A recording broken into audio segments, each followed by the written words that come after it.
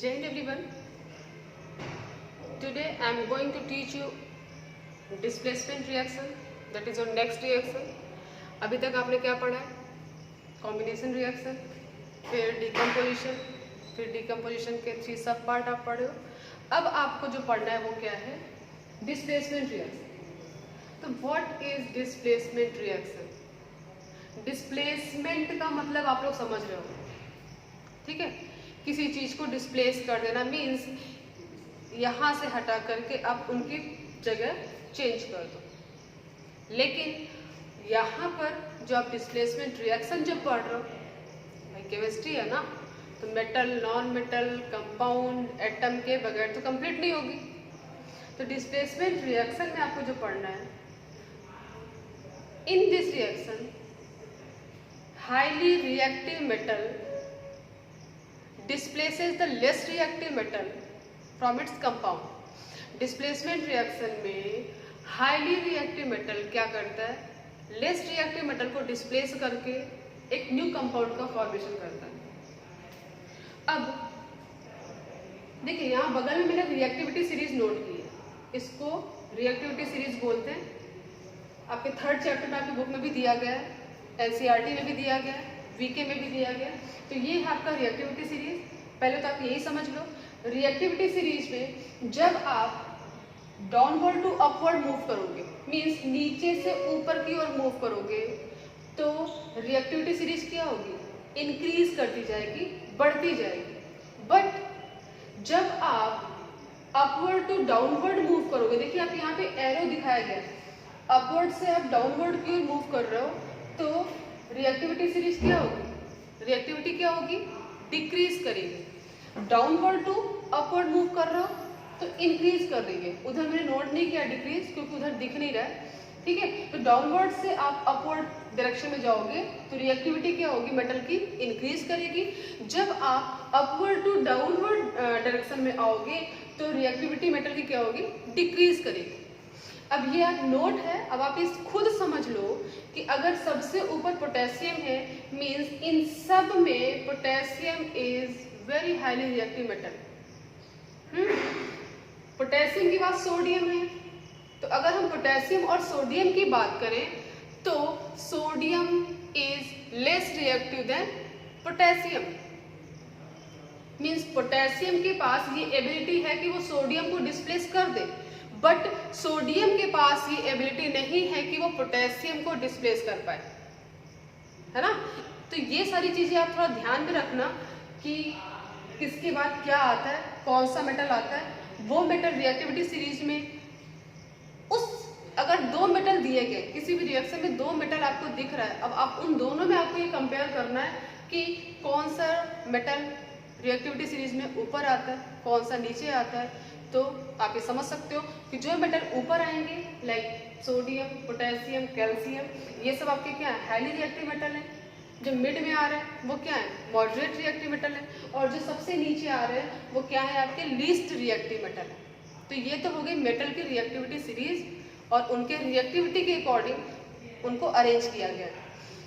अब इसका बहुत काम है हमारे इस टॉपिक में, इसको आप लोग देखते रहो. डिस्प्लेसमेंट रिएक्शन को हमने डिफाइन किया कि displacement reaction are those reaction in which highly reactive metal displaces the less reactive metal from its compound.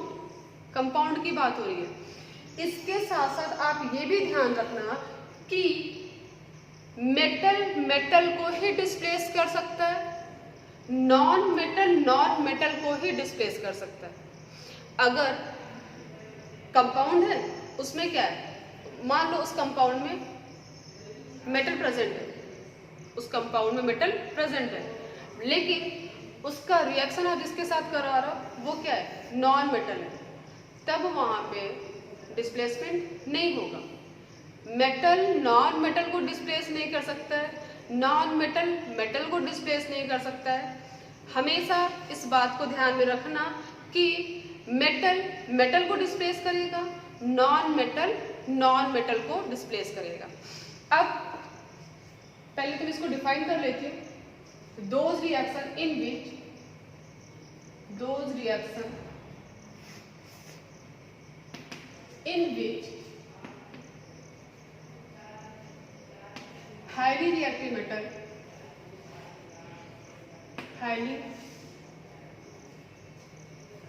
reactive metal displaces the less reactive metal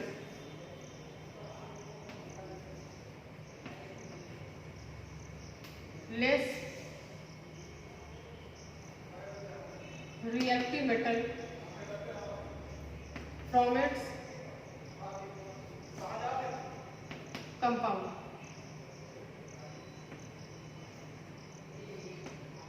ठीक है, तो ये हो गया आपका डिस्प्लेसमेंट रिएक्शन, ये आपने डिफाइन कर दिया। इसमें आपको कुछ चीज ध्यान रखना है। एक, हाईली रिएक्टिव मेटल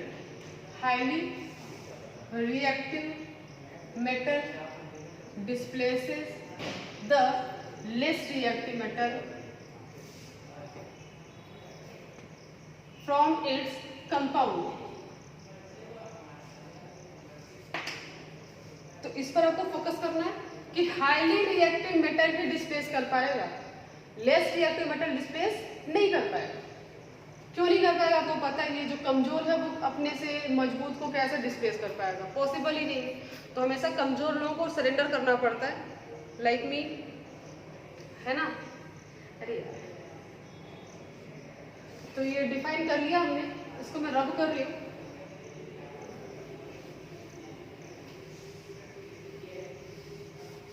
अब हम एग्जाम्पल लेते हैं, और एग्जाम्पल में क्या लेते हैं हम? सबसे पहले तो हम लेते हैं एक बीकर लेंगे। हमने बीकर ले लिया। अब बीकर में हमने क्या लिया? वाटर ले लिया। बीकर, वाटर, ठीक है। अब इस बीकर में हम क्या ऐड कर रहे हैं? Copper sulphate. क्या ऐड कर रहे हैं? मीन्स कॉपर सल्फेट को हमने डिसॉल्व किया किसमें? वाटर में, CuSO4। कॉपर सल्फेट क्या हो गया? कॉपर सल्फेट डिसॉल्व किया हमने किसमें? वाटर में। अब जब कॉपर सल्फेट को वाटर में हमने डिसॉल्व किया तो एक सोल्यूशन रेडी हो गया बीकर के अंदर। हमने बीकर लिया, बीकर में हमने वाटर लिया। वाटर लेने के बाद हमने क्या किया? उसमें फ्यू अमाउंट में या थोड़ा लार्ज अमाउंट में हमने क्या ऐड कर दिया? कॉपर सल्फेट, और उसको हमने वाटर में डिसॉल्व कर दिया।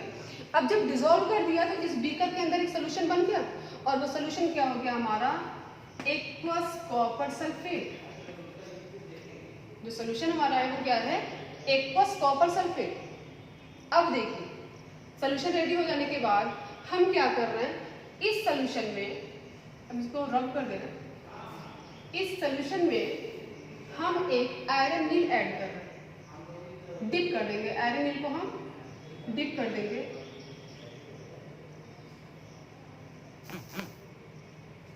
ये हो गई आपकी आयरन की नील, ये आयरन नील। अब आपने इस सोल्यूशन में आयरन नील डिप किया तो क्या होगा? कुछ होगा? डूब के मर जाएगा। हाँ, डूब के तो मर जाएगा। डूब के क्या करेगा? वो कॉपर का तहस नहस कर देगा। क्यों तहस नहस कर देगा? क्योंकि आप देख रहे हो, अच्छा उसको बताने से पहले आप इस पर ध्यान दो कि जो हमने कॉपर सल्फेट वाटर में डिसॉल्व किया, कॉपर सल्फेट क्या है? एक कंपाउंड है, एक मॉलिक्यूल है। आयरन नील हम ऐड कर रहे हैं, वो एक क्या है? एलिमेंट है। अब कॉपर सल्फेट में क्या कोई मेटल प्रेजेंट है? प्रेजेंट है या नहीं है? कॉपर सल्फेट में है भाई, कॉपर इज मेटल। कॉपर क्या हमारा? मेटल है।